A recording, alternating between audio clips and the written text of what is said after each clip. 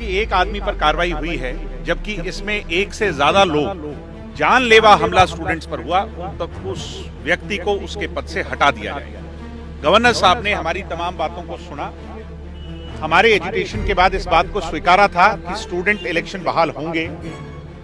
एक साल indirect student election ये कह करके करवाए गए कि अगले साल स्टूडेंट इलेक्शन जो है वो डायरेक्ट होंगे। गवर्नर साहब से आज स्टूडेंट्स के प्रतिनिधिमंडल के साथ हमारी खुल करके बातचीत हुई। जो मुद्दा लंबे अरसे से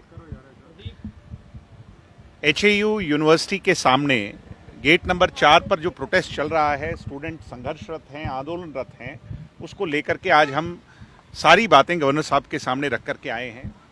गवर्नर साहब क्योंकि चांसलर हैं यूनिवर्सिटी के, हमने उनसे 2-3 मांगे प्रमुख तौर पर रखी हैं।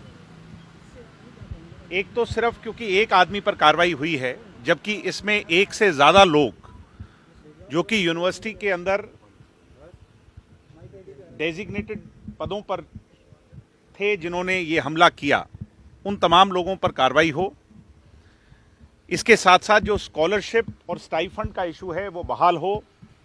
और तीसरा प्रमुख इशू जो सबसे बड़ा मुद्दा बना हुआ है आज पूरे प्रदेश के अंदर, वो मुद्दा है कि वाइस चांसलर जिनके इशारे पर, जिनके कहने पर, जिनके दिशा निर्देश पर ये तमाम चीजें हुई, उन पर सख्त कार्रवाई हो। और सख्त कार्रवाई का स्टूडेंट्स का आज एक ही अर्थ है कि उन्हें उनके पद से हटाया जाए। एचएयू यूनिवर्सिटी से बीआर कंबोज को, जो वाइस चांसलर है, जिसके दिशा निर्देश पर जानलेवा हमला स्टूडेंट्स पर हुआ, उस व्यक्ति को उसके पद से हटा दिया जाए। गवर्नर साहब ने हमारी तमाम बातों को सुना और इस बात से सहमति जताई है। आपको इस बात को जानकर के आज स्टूडेंट्स को भी खुशी हुई कि वो इस बात को मान रहे हैं कि जो कार्रवाई वहां पर वीसी साहब और वीसी साहब के इशारे पर हुई है वो बिल्कुल गलत है और उस पर कार्रवाई होनी चाहिए। हम ये उम्मीद करते हैं कि वीसी साहब और तमाम लोग, जिन लोगों के इशारे पर यह घटना घटी है, उन पर कार्रवाई होगी और स्टूडेंट्स की तमाम मांगे मानी जाएंगी। उसके बाद ये धरना समाप्त होगा।